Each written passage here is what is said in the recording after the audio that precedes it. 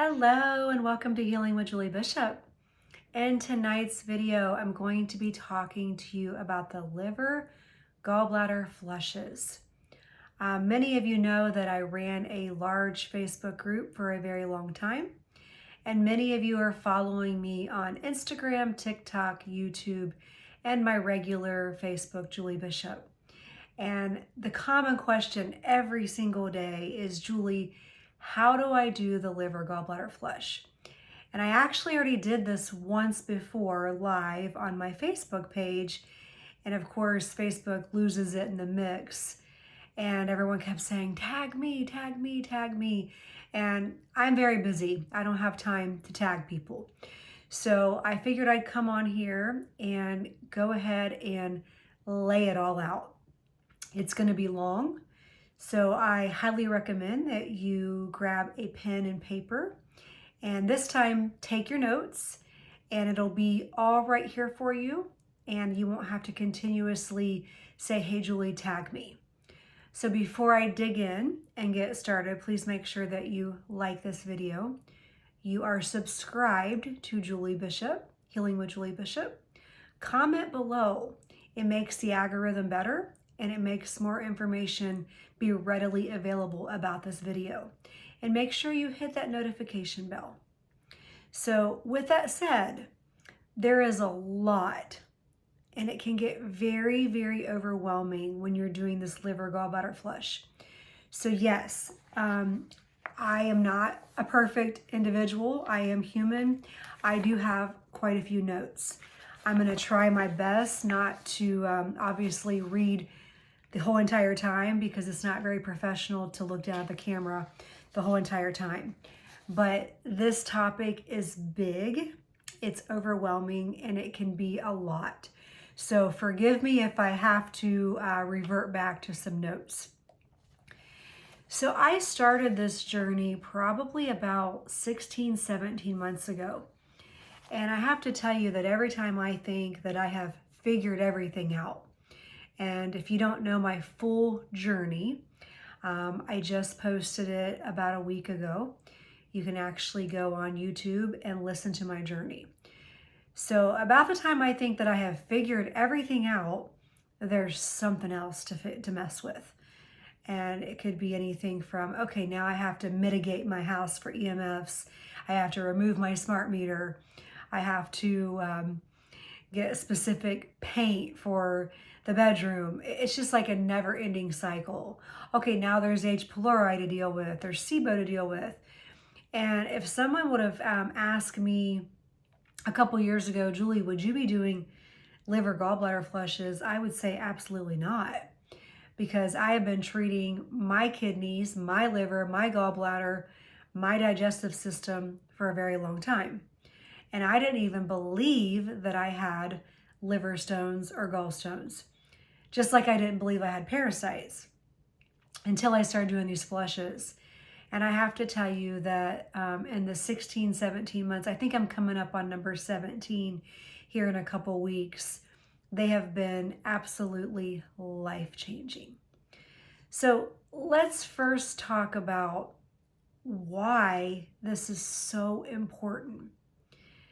The liver literally has about 200 jobs, and there's no way I can read all 200 jobs to you, but it's the largest detoxification organ. We think of the skin as the largest organ, but your liver is constantly working.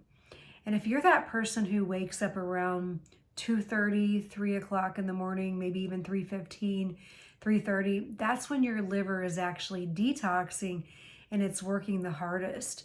So sometimes people are like, why am I waking up at 3 o'clock? No, it's not 3 a.m. and you must be lonely by Matchbox 20. It's literally the liver is detoxing at that time. And a lot of people will say, I don't need to do a liver gallbladder flush because I don't have a gallbladder. And you are that person who really extra needs to do these particular cleanses, because most of the stones actually come from the liver. Yes, some come from the gallbladder, quite a few to be honest, but the liver and the gallbladder work hand in hand. So just let me read a couple things here. And again, forgive me, I have to take notes because right now I have a tray in front of me with about 20 items on it. And this video is going to get long and deep. So I had to take some notes. When we think of the liver, like I said, it has tons of jobs. But we think of filtration, we think of digestion, we think of metabolism and detoxification. I told you it's the largest detoxification organ. We think of protein synthesis, and we think of storage of vitamins and minerals. You know, I see so many people, because I do this for a living, who their skin is very pale. It's even kind of gray, maybe yellowed. I know y'all have heard of hepatitis or jaundice. I've seen the whites of people's eyes be very yellow, and I've heard every excuse under the book. And when I talk about the liver being so important, it kills me that people widely ignore the liver, because if you are not supporting that liver, everything else you do is basically just, in my opinion, a waste. So people want to jump into like parasite protocols. They want to jump into this liver gallbladder flush. But if you have not supported the liver, opened the pathways, supported drainage, and that goes for the lymphatic system too, then really you just are wasting your time. So again, if you're that person too who has dark circles under your eyes, that is a poor functioning liver, a sluggish liver. I look at people all the time and I'm like, she's gray, she's yellowed, her eyes are yellow, she's very pale, there's dark circles in her eyes. Now that also indicates some vitamin deficiencies. It also indicates Lyme disease, but let me tell you, every Lyme patient has a poor liver. So when people tell me, hey, my liver's great, my doctor said my liver's perfect, my numbers are great, I sit back and laugh, because I too was told that my liver was great. You know, I had ultrasounds, I had scans. I remember going to the ER in excruciating pain right up underneath here. It's like right underneath the right breast, maybe down to like the lower quadrant of your stomach, your abdomen, and them saying to me, hey, Julie, it's just gas. You need some Tums, you need some antacids, and move on. We did an x-ray, we did an ultrasound, and you don't have any gallstones. And so you leave thinking, okay, I don't have any gallstones. Then you do this flush and oh my gosh, the floodgates open, and you pass anywhere from 50 to thousands of stones at a time. And people say, how's that even possible? Because the gallbladder itself is very small. And that's where I say a lot of them are coming from the liver. So we talk about the gallbladder function. It's to store and concentrate bile, to respond to intestinal hormones, to empty and refill its bile storage, and then also to control the bile into the small intestines. So you can kind of see where the gallbladder and the liver go hand in hand. So a lot of people who have like excessive belching, digestion issues, they're horribly bloated. Yes, this could also be H. pylori. It can be parasites, it can be candida, it can be SIBO. But a lot of times when you do these liver gallbladder flushes, you will see that some of these other issues or labels or illnesses or symptoms will start to resolve. Now, one thing I want you to write down and take this into your brain and never let it out. When you do these liver gallbladder flushes, this is not a one-time deal. This is, in my opinion, and I know most of you won't want to hear this because it's a commitment, it's consistency, it's a forever deal. And the reason why is we are peeling layers deep. That onion is layers deep. And we also live in a very toxic world, from the air we breathe, the food we eat, etc. So if you think you're going to just do one liver gallbladder flush and feel great, you'll have a lot of like mental clarity, some euphoric feelings that you're just like, whoa, I feel awesome. Your digestion will be better. But as we continue to do these, we also continue to peel that layer, and stones will continue to move forward through those common bile ducts. So, like I said, I'm coming up on number 17, and I know that I am nowhere close. When I first started these, I looked like I was about 5 to 6 months pregnant. And I was pissed because I eat healthy, I drink a ton of water, and I'm like, why does my stomach look like this? And we were also living in mold at the time, and there's something called swelly belly from mold. So I just attributed it to mold. Well, then when we got out of mold and I still continued to have the issues, even though it takes a while to detox mold, I'm like, what is going on? So just hear me out. Do not do these flushes if you cannot commit to once a month. I would recommend that you get the book by Andreas Montez called The Amazing Liver Gallbladder Flush Book. I do not follow it to the T, but he will tell you that you can't stop until you've had at least 2 or 3 consecutive flushes where you are seeing no stones. And I am nowhere close to that because my last flush was my best flush ever, and I guarantee you I passed at least 3,000 stones, probably 100 liver flukes, some parasites here and there. And yeah, it sounds disgusting, but I am so glad to have it out of me. My skin is glowing. I don't have any dark circles under my eyes. I'm not jaundiced. I'm not gray. I can pretty much, for the most part, eat what I want within reason. There's some things that still trigger me, but I'm making progress, and I love that progress. So that's super exciting to me. So if this is someone, if you're watching this and you're that person that says, oh, well, I only want to do 1 and be done, then I would continue just to go ahead and hit the stop button, because you have to come into it knowing that you have to be committed and consistent, and it has to be once a month. Some people actually do it twice a week. That's too much for me because I need time for the body to actually build bile back up. And it's a process, a lengthy process, a preparation process, and it is a little hard on your body. It really is. So for me, every 2 weeks is too much. Sometimes I've done it every 3 weeks, every 3.5 weeks, because I start to feel that big bloat again, or I feel like, okay, I'm not able to eat what I want. I start to feel some of the other symptoms that go along with it, which we're going to talk about. But you definitely can't do it once and then skip a couple months or once a year. Some people will disagree with me and say you can go into maintenance and that's once a year. And maybe so, maybe if you feel good enough. But to my knowledge, and there is a group out there, there's lots of liver gallbladder flush groups. If you want to join one of those, you are going to get lots of controversial answers. You're going to get lots of answers across the board. I'm not saying that I am right. I'm just telling you what works for me. I have altered the book. I have altered the times. I've altered the protocol. I've had to do what works for me. So you can either follow the book to the T, or you can follow what I'm going to teach you, and hopefully it'll work for you just as well as it's worked for me. Okay, so let's talk about gallbladder symptoms.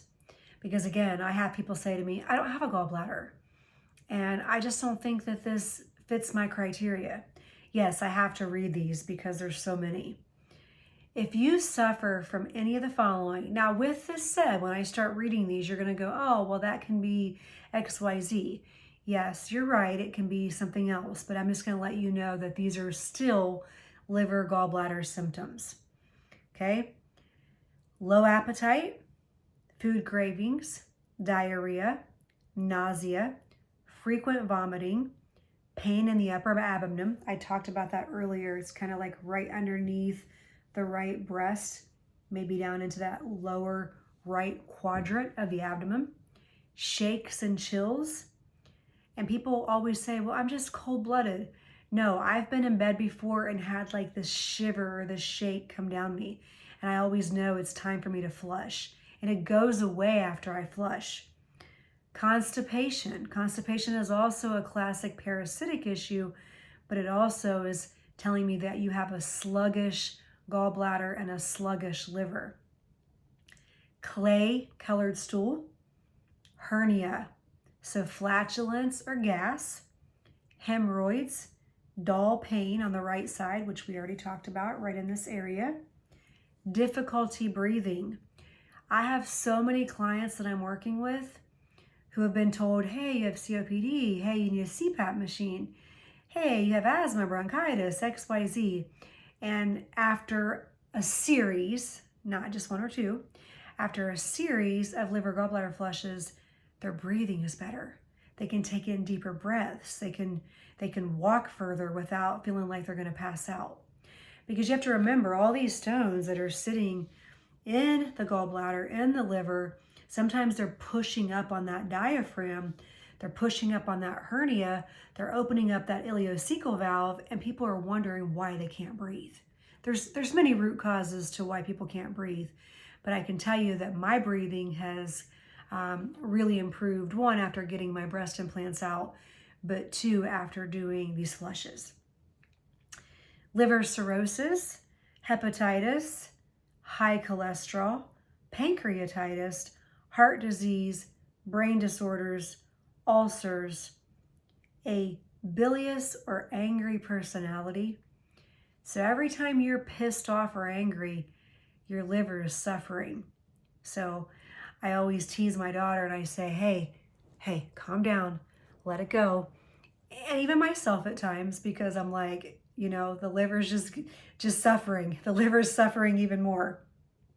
Of course, there's a lot of things too that go with anger. Bartonella, which is a co-infection of Lyme, is part of that as well. So I like to throw my little digs in just because I'm very well versed in many topics.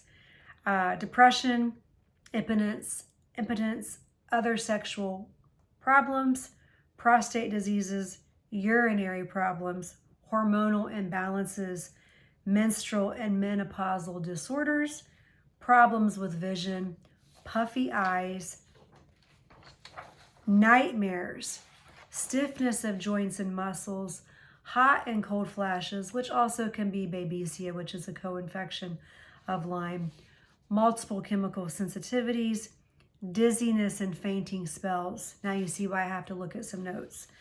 Loss of muscle tone, excessive weight, strong shoulder and back pain. One of the things I noticed with me, and this is how sometimes I know that it's time for me to flush, is I'll get pain right across my back, right between the shoulder blades. That is 90% usually gallbladder issue. That morbid complexion that we talked about, that graying look. Gout, frozen shoulder, stiff neck. I'll notice a lot of times too that the back of my neck hurts really bad, and after I flush, my neck doesn't hurt. Allergies, headaches, migraines. That's a big one for me. When I'm having a lot of headaches or migraines after I flush, my head is crystal clear. Like I can literally just feel like everything in front of me is very vivid, very bright. The headaches are gone. Numbness and paralysis of the legs, knee problems, obesity, chronic fatigue, kidney disease, cold extremities, cuts or wounds that keep bleeding and do not heal, difficulty sleeping, and insomnia. Now, friends, that's a big, long list. And again, I'm not saying that every one of those symptoms mean that you have a ton of gallstones or a ton of liver stones. That's not what I'm saying. But I'm saying that I have found that a lot of those symptoms that I have, which I probably have about 10 or 12 out of that list, go away after I flush. So regardless if it's something else that's causing it, the flushes help. And that's really important. Okay, I want to talk to you about saving your gallbladder. Now, if you're watching this and you've already taken your gallbladder out, I'm not here to beat you up. A lot of times we do things because we don't know any better. We do things because we're in a ton of pain. And we're also just lied to by the ER, by doctors, and saying, oh, you have to do this. And they scare you because they want your money. So if you got it out, it's not, I'm not going to say it's too late, but you definitely need to be flushing. But I'm going to read something to you, and I'm probably going to kind of skim through it because it's kind of long. But let me tell you why you want to not get your gallbladder out. And again, I'm going to try to look at the screen and read at the same time. So yeah, you've been lied to, unfortunately. Mainstream has failed you. Big Pharma has failed you. Your doctors failed you. So again, if you got it out, I'm not here to beat you down. But even in the case of surgical removal of the gallbladder, the situation remains highly problematic for the body. Since pumping device for bile, the gallbladder is now gone, the small amount of bile that the liver is able to squirt out is actually congested bile ducts, comes forth merely in dribbles. Both insufficient bile secretion and the uncontrolled flow of bile into the small intestines continue to cause major complications with the digestion and the absorption of food, particularly if it contains fats. Protein foods, which usually contains fats, remain largely undigested. The result is an ever-increasing amount of toxic waste that accumulates in the intestinal tract and the lymphatic system. The intestines practically become a cesspool of rotting matter and bacterial overgrowth. SIBO, my friends, is highly correlated with having your gallbladder removed. I'm not saying that's the only reason, but a lot of these things go hand in hand. So when you get this removed, your digestive issues just don't go away. Your pain might go away for a little bit, but now you have to take ox bile and you have to do these flushes, and there's so many more things you have to do, and your liver's working twice as hard as it should be. The fat-soluble vitamins A, D, E, and K, as well as important minerals such as calcium and magnesium, remain undigested too. So if your gallbladder has already been removed, to avoid inflammation and high blood pressure, you definitely may need some sort of a magnesium oil to your skin, and of course, ox bile and the flushes. And I'm going to just kind of scan through. People think that just taking out the gallbladder fixes the issue. But if a lot of the stones come from the liver, then we really haven't solved anything. We've only solved maybe a small portion, and then that small portion is giving us extra repercussions. So let me just kind of skim through this. Each year, millions of people fall into the trap of following the most commonly recommended solution to gallstones in the gallbladder offered by conventional medicine. And they do. It's a trap that you fall into because they scare you and they make you think you have to do it. They tell you if you don't get it removed, you're going to die, which really, in my opinion, is the oldest method of successfully blackmailing and manipulating people into doing what they want us to do, not what we want to do. A good doctor would never push you into choosing a quick fix solution that's going to give you a long-lasting issue that you have to fight with for the rest of your life. Now, doctors will tell you that liver gallbladder flushes do not work. They will tell you that you don't even have gallstones. And I was that person who was told by the ER and many doctors that I didn't. And when I put up some pictures later of my stones that have come out of me, y'all are going to say, how in the world did that not show up on ultrasounds and x-rays? And that's a great question. So again, makes me lose faith into the medical world. If your gallbladder was removed and you have cleansed your liver through a series of liver flushes, you definitely will need to take ox bile, which I talked about. I also would recommend a good digestive enzyme. And to avoid new complications, I strongly recommend abstaining from eating animal proteins such as meat, fish, chicken, eggs, cheese, milk, as well as fried or greasy foods. So again, if you've already taken it out, I'm not here to beat you down, but you can save it if you do these flushes. And if you want to join that group, there's plenty of people in the group who have saved their gallbladder by doing these flushes. So I highly recommend that if you don't want to follow my recommendations, get on the group. I think it's called the Amazing Liver Gallbladder Flush Group. And a lot of controversy. You have to be ready to be prepared and read, but you will see testimony after testimony.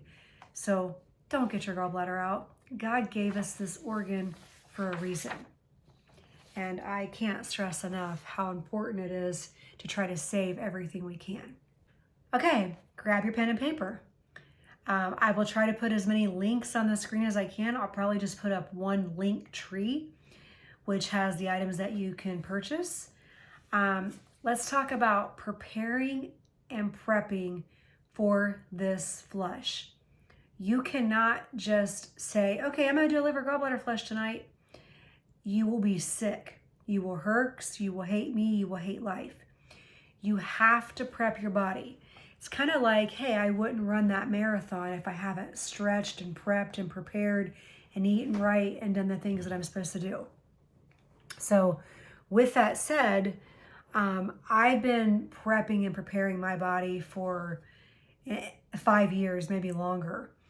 And I don't do everything that Andrea Mortez recommends in the book because he has a really strict diet protocol that I unfortunately can't follow. Not because I don't have the willpower to do it, it just doesn't work for my body. And I don't like the times that he recommends, and I don't like actually drinking food grade Epsom salt.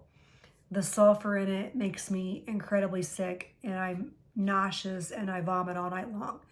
So take this video knowing that I have altered times, I've altered products, and I've done what works for me. And it has worked for me. Every single flush, all 16 of them, have been really, really successful. So again, grab a pen, grab some paper, and let's dig in. I would prep for a good at least 1 to 3 months. And everyone is different. This depends on your toxicity level. And what I mean by prep is your kidneys take a little bit of a beating when you do these flushes, because the kidneys are a major organ that has a lot of jobs as well. So you definitely need to be doing a kidney gallbladder cleanse. This is Zuma Nutrition. It is a liquid, and it has a nice just little dropper that I absolutely love. This is a great product. You can get 15% off with my link, and you'll do 1 drop, 1 full dropper. Let me back up, not just 1 drop, 1 full dropper in some water once in the morning and once in the evening. This is a good way to prep for at least 1 to 3 months. So again, you're gonna see that this is a process, and this is why a lot of people can't do it, because people can't commit. But I'm committed. I'm in it to win it. I'm gonna heal. I am healed, and I'm not gonna stop. So there's one product. I have a whole tray of stuff here in front of me, so bear with me. Kidney liver support from Cellcore. You have to order this from me. You can actually get on my link and order, but you'll need my practitioner code, or you can order from me and I'll get you the 15% off. Again, we're supporting pathways, opening drainage. So do you need both of these? No, not really. You can kind of pick one or the other. I take both because I really want to make sure my body's prepped. So those are 2 products. Advanced TUDCA. I highly recommend this because this is so good for the gallbladder, the liver, bile production, stimulating bile flow, XYZ. There's so many things that TUDCA is good for. And the reason I'm not going into a ton of detail is because this video will end up being like 3 hours long. But I do have another video on opening pathways, supporting drainage, and I go into these products in a lot more detail. So scroll through all my YouTube videos if you haven't watched them, because you'll learn a lot. So Advanced Tutka. Again, Cellcore is an amazing line. Both of these lines are great. They're both organic, non-GMO. They're just really picky about their ingredients. You know, some are hand harvested, hand picked. Cellcore actually has a lab right in their office in Idaho. So I wouldn't take anything or recommend anything that I wouldn't personally put in my body or that I don't trust. Lymph active, you have to have that lymphatic system moving. Sure, you can sauna, you can rebound, you can dry brush, you can do all those things as well. But I like this particular supplement, this herb as well. So remember, the liver and the lymphatic system, they go hand in hand. So those are really important. Andrea Mortes will tell you that you don't need to treat parasites. I disagree. Now, he doesn't mean you don't need to treat parasites ever. He just says you don't have to treat parasites before you do the cleanse. I disagree because I think that once you've kind of opened up everything and you've opened that whole floodgate, and if you know the body's drainage pathways and system, I think it's important to be able to get as much out, because you'll actually pass parasites, flukes, stones. You'll see some wild creatures come out during this flush. So if you have your body prepped with parasite treating as well, I think you're doing good. And with that said, there's Cellcore Para 1. This is also known as Mimosa pudica, which is a sticky plant, and it grabs onto any intestinal parasites. Para 2 is also a form of a detoxification for basically killing the eggs, because it's clove and neem, and it's also good for parasites. So Para 1 and Para 2 kind of go hand in hand. Sorry, I had this crooked. So I do believe that you should be opening pathways, supporting drainage, treating parasites, and then I also believe that you need a good quality binder. And I don't think I have the binder in front of me right now, but it's called, same brand, Cellcore, and it'll say Biotoxin Binder. I don't feel like getting up and getting it because I'll have to stop this screen. But same brand, and it'll say Biotoxin Binder. A binder basically is fulvic acid and humic acid, and what it does is it mops up any of the toxins. So once you start treating the body, things are going to get mad. You know, parasites, bacteria, any kind of illnesses, fungi, heavy metals, mold toxicity, they don't want to leave the body. They don't want to escape. So they start to scatter, and they scatter to different organs in the brain and the heart. And yes, that sounds scary. And that's why you take that binder to kind of mop up that toxin. It's kind of like you would never, like I look at it in layman terms. So if you were in your kitchen and you saw a ton of crumbs on the floor, you wouldn't just go mop the floor. You would say, okay, we have to sweep this up or vacuum this up first, and then we mop it. Well, it's the same way. You take these products, you can't just leave all this stuff laying dead or circulating to different areas in your body. You need a good quality binder to mop it up. So these are some of the things that you're going to prep with.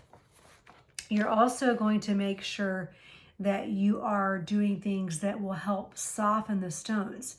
The number one question I get asked is, does it hurt when you pass a stone? Now, kidney stones, that's a whole different story. I've been down that rabbit hole many times. Yeah, it's actually hurt me before when I've passed a kidney stone. It does not hurt at all when you pass gallstones. As a matter of fact, sometimes you don't even know. Like you think you're just having a normal bowel movement and you look in the toilet and you're like, oh my gosh, there's thousands of stones here.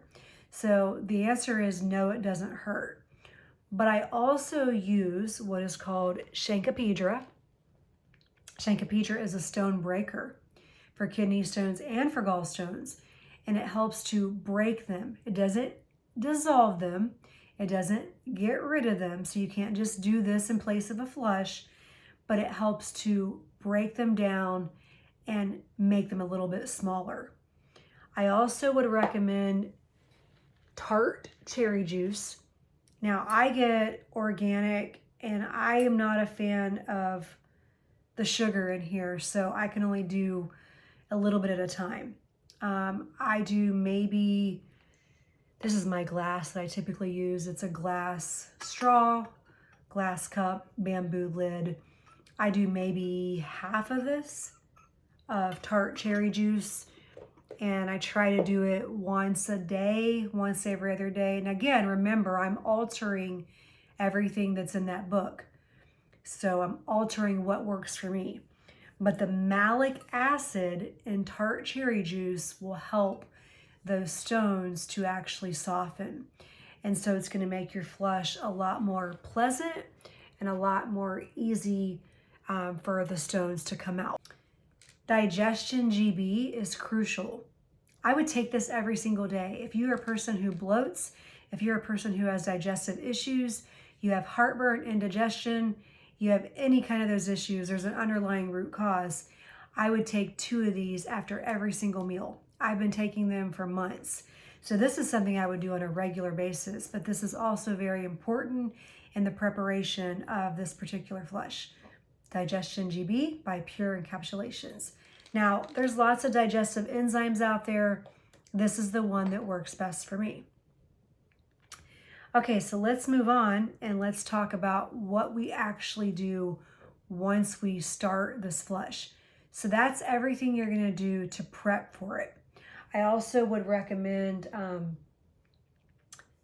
castor oil packs.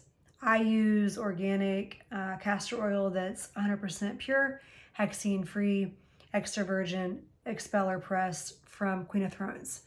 And I can put my link up on the screen.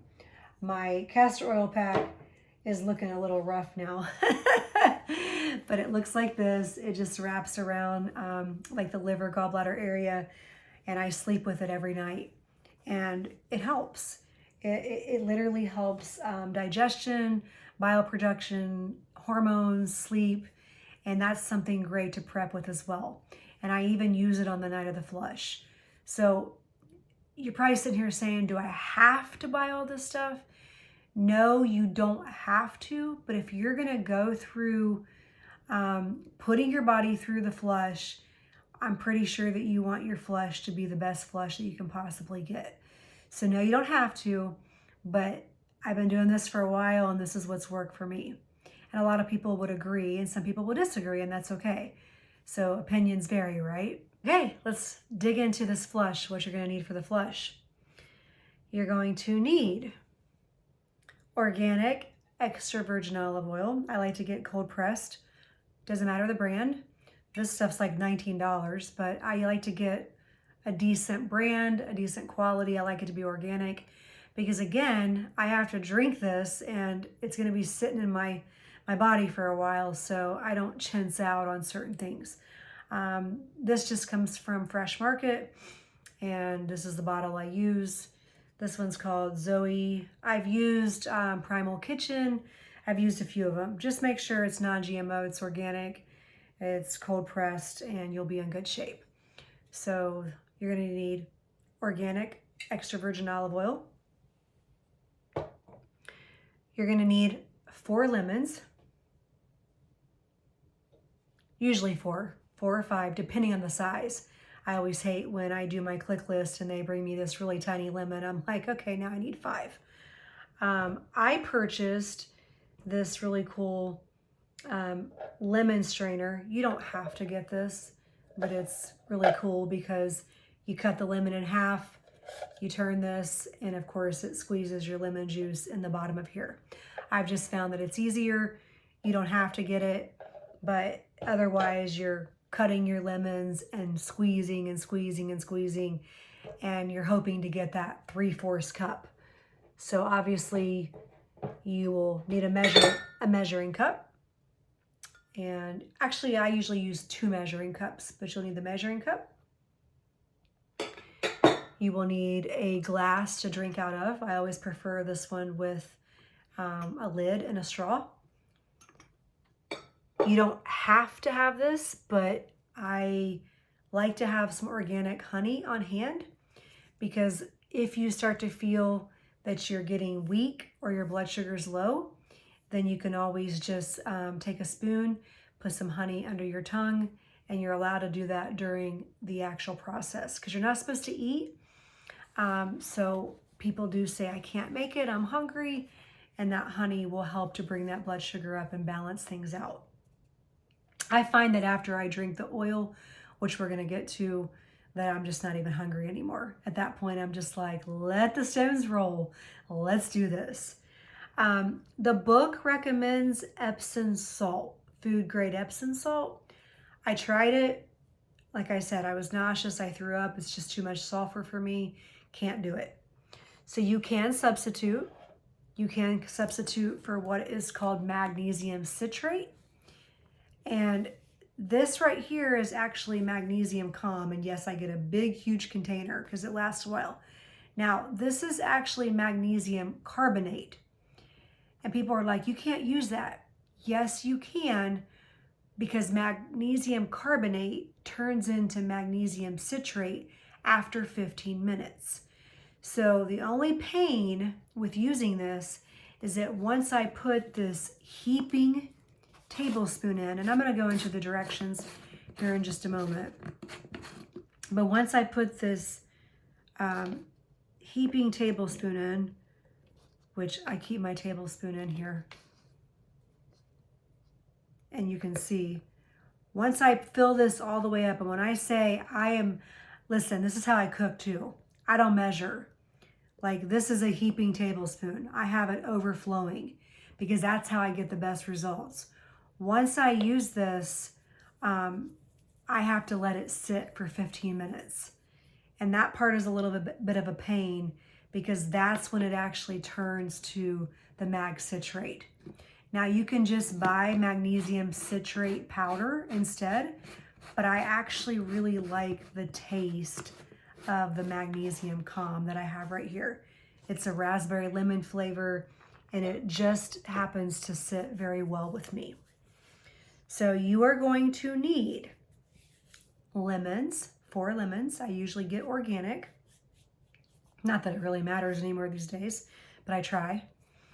You're going to need the olive oil, organic, non-GMO, cold pressed, organic honey, the tart cherry juice, the magnesium citrate or magnesium calm, or if you want to do the Epsom salt, food grade. And then I recommend having electrolytes.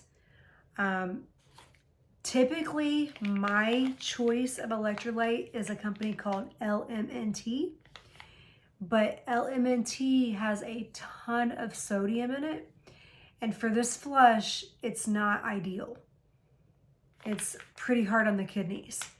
So I'm a very picky person about drinking or eating products with citric acid because there's controversy if it's black mold, Aspergillus niger, who knows. I don't really care. For this flush, these are what works best for me. Liquid IV. And there's so many different ones. There's like tropical punch, passion fruit, lemon. And I usually have about 4 of these, because one thing you need to write down is that you have to stay very hydrated during this process. If you are only doing the Mag Calm or the Mag Citrate or the Epsom salt drinks and you're not staying hydrated, you're not gonna have a good flush. So I usually have like 4 of these packs, and I am constantly putting them in my glass of water, and I'm drinking as much as I can, because you have to stop eating after a certain period, and I just keep my body flooded with fluids. So those are the things you need to buy. It's not super expensive to buy the actual ingredients for the flush. What gets to be expensive is the prep work. And if you don't prep, you won't have as good of a flush. So I actually debated even doing this video, because there's gonna always be someone who says, well, I don't do it this way, and this is the way he said it, and Dr., there's Huda Clark or Hulda Clark, however you say her name, she does one too. And there's so many different, variables out there. There's so many different ways to do it. And I really didn't want to do this video because people have their own way of doing it. So this is what works for me. It may not work for you. You may have to follow that book to the T, or you may say, Julie, this sounds good and I want to do this. So just keep in mind and keep an open mind that I am altering things. You know, I used to do daytime flushes and I couldn't handle it because you had to stop eating at 2 p.m. And I'm just going to tell you, I love food. I just do. And all I would do is think about food, which is crazy. So like you take your first drink at 6, according to his book, and then your next one at 8. And I mean, I was like starving by 9 o'clock at night. And I'm like, I can't do this. And then knowing I couldn't eat the next day until like 2, I was just losing it. So I had talked to a friend of mine and he said, Julie, you know, I'm the same way as you. My blood sugar gets low. I want food. He's like, start your flush at 3 a.m. in the morning because that's when the liver's detoxing. He's like, you won't care because you've already been asleep. You know, yeah, it does stink that you are setting multiple alarms and your alarm is going off, you know, every hour and a half to 2 hours, but you're not thinking about food because you're so tired you want to go back to bed.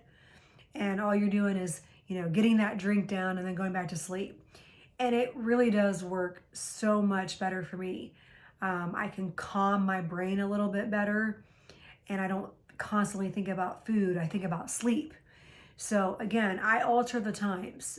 And one thing I can tell you about these flushes is write this down. You have to go into it very positive. You can't go into it saying, what if, what if, what if? What if I don't pass any stones? What if I throw up? What if I this? What if I that? Okay, if you live that what if life, you're going to be in a world of hurt on many levels. You got to go into it like, I'm going to pass a lot of stones. I got this. I am awesome. I am amazing. And I know this is going to sound absolutely crazy to you, but I talk to myself and I talk to my gallbladder and I talk to my liver and I tell them, I release all disease from my body. I'm going to pass a lot of stones because words are powerful. They're a frequency. The brain is very powerful. If you know anything about brain retraining or DNRS, whatever you tell yourself, and no, I'm not talking about manifesting, but whatever you tell yourself over and over and over in a repetitive manner, it starts to become true. So I'm constantly like, I got this. I'm awesome. I'm going to pass a ton of stones. I do not follow realms of certain types of breathing, but I do like to take some deep breaths in and out a few times because it kind of helps to open my diaphragm. It helps my body to just kind of relax. And I like to put myself in happy places. Like while I'm doing this flush, I'm not sitting there thinking about, oh, am I going to have two stones or 5,000 stones? And oh, what if I throw up? I'm not thinking about that. I'm thinking about sandy beaches. I'm thinking about my wellness room. I'm thinking about something just like, I don't know. I'm putting myself in happy places. I'm literally taking myself back to myself as a kid in a candy store, myself as a kid at Kings Island playing games. And whatever you have to do, just remember this. These stones are tied to a lot of emotions. And if you go into this all tense and tight and you're like this the whole night and you're shaking and you're worried and you're wondering if what if, you're in that fight, flight, or freeze state. And I promise you, your body will not release. But if you're just calm and cool and collected, even just for that night, you will pass a ton of stones. My last flush, I literally listened to so much music. Now, not obviously while I was sleeping, but the next morning when I was like, okay, you're halfway there. And I was singing, which is amazing for the body. I was talking to myself. I was writing and journaling positive quotes and affirmations. And I am not kidding you. It was my best flush ever. It will be up on the screen. And you will see that I passed. I guarantee you. And I'm not one that puts them in a colander, pulls them out, touches them, feels them, because I can see them in the toilet. I guarantee you I passed 3,000 stones. and it went on for hours. As a matter of fact, it was even going on the next day. And it was because I had my body in such an amazing parasympathetic rest and digest state. So that's really important for these flushes. When people tell me I didn't pass very many stones, I must not have any stones. No, you have stones. You just didn't do something right. And you'll eventually figure it out. You'll find your niche. You'll find out what works for you. I have more notes. So on the day of the flush, you do want to eat light. Now, again, I don't follow his particular diet protocol because he has like 7 days of a meal plan diet protocol that I just can't do. You know, it's like no fats, no this, no that. And I'm sorry, but I have to have certain protein. I have to have certain meat. And, you know, people will tell you, oh, your flush won't turn out if you do this, do that. And again, we're all different. For me, I have to have it. And so I don't really follow any specific diet. And I don't go and eat like candy and sugar, but I do like to have meat on the day of the flush. Otherwise, I am starving by the next day. I don't eat a ton of it, but I might have a burger, or I might have a little bit of chicken. I might have some beans for some fiber. I might have some almond butter. And again, this is where the controversy comes in. This is just what works for me. But you don't want to eat a ton. You can definitely have, you know, and again, people will say, don't eat fruit because I can't eat it. There's always going to be some naysayer in the background going, well, you can't do this and you can't do that. You have to do what works best for you. So what I do is I eat, you know, I don't overeat. I eat light, and I usually stop eating around like 8 to 9 p.m. that night. But remember, I'm starting my flush at 3 a.m. in the morning. And then I try to go to bed around 10 because my first alarm is going to go off at 2:30 a.m. And at 2:30 a.m., yes, I'm a little irritated and I'm like, oh, I just want to sleep. Do I really want to do this? And then I have to start pumping myself up like, you have this, Julie, you're awesome. Yes, let's do this. So at 2:30 a.m., one thing I didn't mention and I didn't bring out here is you're going to want to do a series of enemas. Not coffee enemas with this particular flush. You can do the coffee enemas after the flush. I think you can even do them like prior days before, but water enemas are preferred during the flush. And then of course, some people after the flush will do coffee enemas, or they'll even get colonics. I'm not a coffee enema girl, can't handle the caffeine. I can't even handle it, period, even if you do decaf. And I'm not a colonic girl, just not my style. Not saying they don't work, but again, what works for me. So at 2:30 in the morning, you're gonna get up and you're gonna do a series of water enemas that will help to cleanse out that colon. And sometimes I have to do 2, sometimes I have to do 3. I wanna do it until I see nothing but clear coming out. I don't wanna see any stool. So I'm going to start out by doing that. Sometimes that takes a good 15, 20 minutes and you're just like, oh, can we hurry up already? This is exhausting. This is tiring. Let's do this. But this is before you start it. I don't care if you're following Andrea Martez time, Hulda Clark time, or if you're following my time.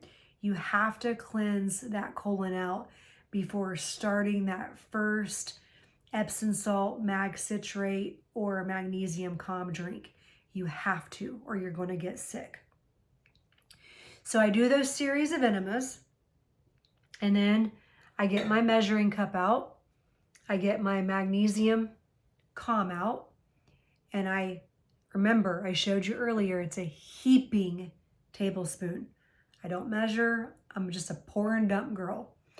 And I put 1 heaping tablespoon of magnesium calm in my glass, and then I get my water. I usually just use bottled water. Sometimes I use Voss, whatever you want to use. If you have Kangen water, you have whatever, Berkey, whatever your choice of water is, just preferably not tap.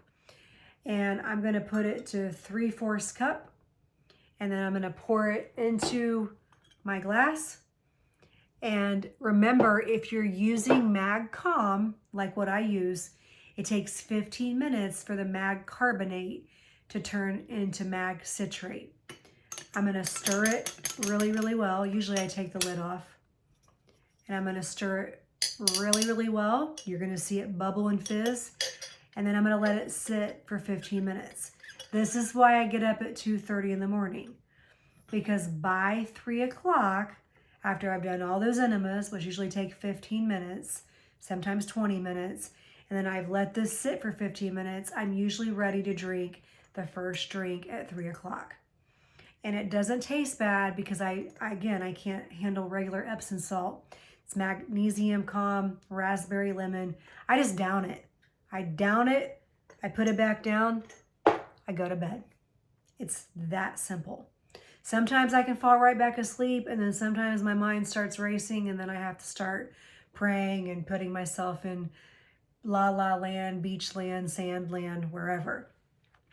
Okay, then my next alarm is going to go off at right around like 4:40, 4:45.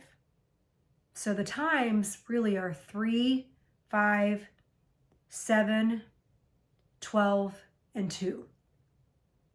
Okay, these are the times. 3 a.m., my times. Remember, I've altered them.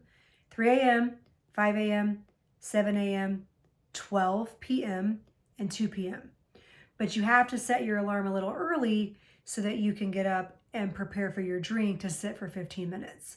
Plus, you're getting up and maybe you're going to the bathroom again. Maybe you're having the urge to go. Everyone is different. So my next alarm is going off around 4:40, 4:45.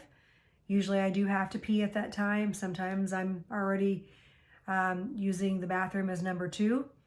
But then I'm preparing that second drink. Again, that Mag Calm, that 3/4 cup of water into my glass. Stirring it, letting it sit for 15 minutes, and then I'm drinking that next dose at 5 o'clock. So the doses again, 3 o'clock, 5 o'clock. Okay, then my next alarm is going off at 6:30 a.m.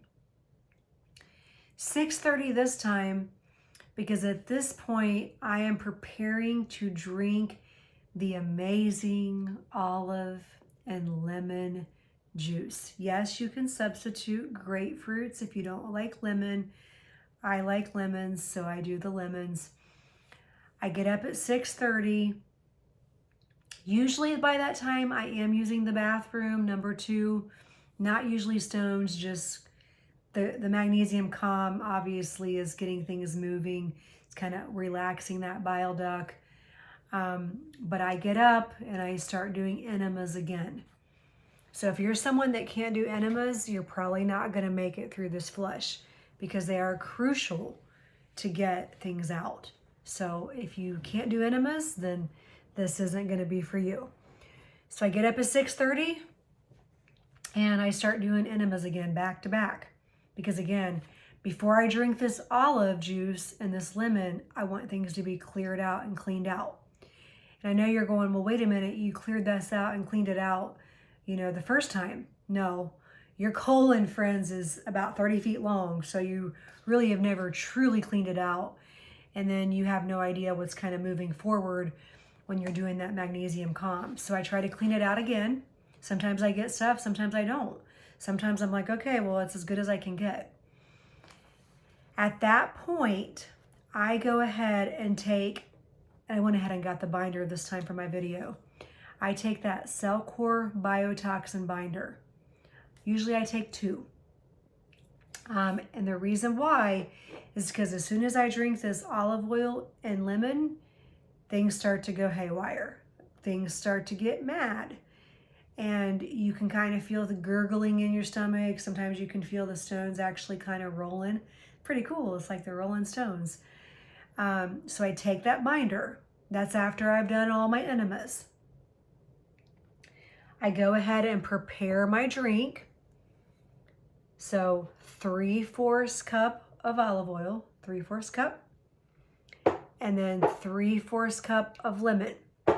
So usually I have my lemon juice in here and I've saved it in here. Sometimes I put my lemon juice actually in a bottle of water and that works out well. And then I have an extra one of these cups where I put the olive the olive oil and the lemon juice together. It doesn't really matter what cup you use. Just don't use the same cup with your olive oil and lemon juice as you are with your magnesium calm, because that doesn't taste very well together.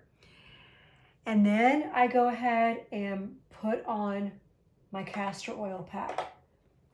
And at that point, I have a castor oil pack on. I've taken the binder. I've done the appropriate enemas. And I'm like, okay, I am ready to go. I like to grab a straw because I'm not going to lie to you, the olive oil and the lemon taste horrible. The straw helps and the honey helps.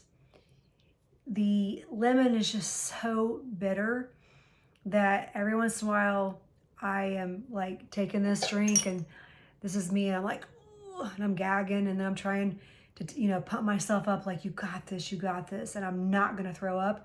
I got this. And believe me, you do have to self-positive talk yourself or you might throw up. And many do. But I usually will take just a small little teaspoon of honey, put it on a spoon, put it in my mouth, and I do it in between finishing 3/4 olive oil and 3/4 lemon. It's a lot to drink, just so you know. After you have completed the olive and the lemon juice, you are to get in bed immediately. Do not get up and walk around. I usually prop up 2 pillows behind me and 1 pillow behind my lower back. Sometimes I pull my legs up to me, and sometimes I just sit back. And you want to sit for 30 minutes before you lay down. You should not be talking to anyone. You should not be on your phone. You should just be laying there breathing, praying, whatever you want to do. Everybody has their own realm of things that they do. I just pray, I talk to myself, I put myself in happy land, beach land, sand land. And after that 30 minutes, sometimes I have to go to the bathroom. It already kind of like, the calmer your body is, the more you're going to release. But if I don't feel like I have to go to the bathroom, then I immediately lay on my right side. Obviously, the liver and gallbladder is on the right side, so you want to lay on the right side. And I go back to sleep. Sometimes that sleep is a little rough after the olive oil and the lemon. Sometimes I'm like, oh my gosh. Sometimes I can sleep really well. The more that you do it, the less toxic you are and the easier it gets. The first few times, the sleep might be a little rough. So if you have to get up and use the bathroom, even though you're not supposed to get up during that 30-minute time, get up. You can. I'm just saying, try to sit there calm and still. Try to go back to sleep. Next is the next time I set the alarm for 11:40 a.m. because we're going to do that 12 p.m. dose. And with that said, it's the same concept again. It's a heaping tablespoon of this and 3/4 cup of water, stirred and left for 15 minutes. You're drinking that dose at 12. And then I do continue to try to go back to sleep, but I'll be honest with you, by 12 p.m. the next day, I'm really not tired. So that's when I kind of just start writing a lot more positive quotes and affirmations. I listen to music, I turn on a movie. I just try to be mindless. You know, I'm not up around the house doing things. You should not be. I'm just chilling. I'm DNRS, which is, you know, dynamic neuroretraining system of the brain. I'm just really pumping myself up. I'm talking to my gallbladder. I'm talking to my liver. No, I'm not crazy, but it works. And then my next dose, I set it for 1:40 p.m. and I'm drinking it at 2 o'clock. Okay, so at 2 o'clock, I have finished that last magnesium heaping tablespoon with 3/4 cup of water, stirred and let it sit for 15 minutes. Usually by that point, I am running to the bathroom about every 10 to 15 minutes. Now, everyone's different. Again, the calmer your body is, the more you're in that rest, digest, parasympathetic state, the better. Usually by that point, the stones are rolling. The flukes are coming out. The parasites are coming out. And you're like, oh my gosh. And this is where I've left out a part. You want to be drinking as much water and electrolyte during this whole process as possible. Now, with that said, do not drink any water or electrolyte 30 minutes before you do your Mag Calm drink or 30 minutes after. Okay, you want to let that kind of settle and do its job. After that, it's fine to continuously drink water. As a matter of fact, the more water you drink during this process, I have found the better my flushes are. You also do not want to drink any water with electrolytes 2 hours, like 30 minutes before you do the oil or 2 hours after you've done the oil. So there is going to be a lapse in there and a break where you cannot have regular water with electrolytes, but you need these electrolytes, the sodium, the potassium, especially because you are expelling so much. Think about when you have the flu, you know, you're dehydrated. And I'm not saying that we're dehydrated, but if you don't drink water and electrolytes, you will be. And if you're expelling so many toxins and you're going number 2 continuously, you have to replenish. So make sure during that process that you're constantly just sipping water, even if it's just sipping, drinking, not chugging it, sipping and drinking it. So usually at 2 o'clock, I'm finished. Like I said, things are starting to move. I'm still deep breathing. I'm still singing. I'm still super positive. I'm still talking to my liver and my gallbladder. And again, I know you think I'm crazy, and that's okay. I don't care. I know what works, and it's been working. And I think that it's really important that right around maybe like 2:30, 2:45, you take some Shankapedra. This is what works for me. Put about 20 drops. I know that sounds like a lot. In maybe a half a cup of water. Drink it slowly and wait about 30 minutes. Go do back-to-back enemas, maybe like two or three enemas, and you will start to see a ton of stones come out. It's like that Shankapedra just pushes things out. And if you're feeling like still like a fullness over here in that gallbladder liver area, I would highly recommend that you just continue to deep breathe, you know, positive thoughts, continue to do enemas, and eat something light. Like go back into it with maybe like an applesauce or, you know, like some blueberries or some strawberries, just something light. Don't go eat something huge because the body has just went through, as Andrea Mortez would say, it just went through surgery without the knife. But you do have to get something in your system, whether it's a banana, fruit, something light, whatever you feel that will resonate well with you. Nothing heavy, not a big, huge carb, nothing heavy. And for me personally, I pass stones all the way until the next day. And it is tiring, it is draining, but the results are so rewarding. What have I noticed from the flushes? My skin. My skin's amazing. It is. My skin is amazing from my sauna, from my red light, from Kingdom Come Home, amazing skincare, from the flushes, but I'll notice that my skin is vibrant. My cheeks are red. They're rosy. Like they look healthy. My digestion is so much better. I'm not constantly burping. I'm not constantly bloated. I actually will look in the mirror and be like, woohoo, I'm skinny. And of course that doesn't always last because then, you know, things build back up. I notice that I sleep better. I don't have that pain in my neck. I don't have that pain behind my shoulder blades. There's just so many things that I notice that are better. So it might be hell going through it, but the reward is so, so great. You can take the castor oil pack off after you finish that last drink at 2 o'clock. Sometimes I notice that I'll have mine on at like 4 or 5 and I'm like, okay, time for the castor oil pack to come off. And I'm going to close by reading to you about the gallstones and the liver stones.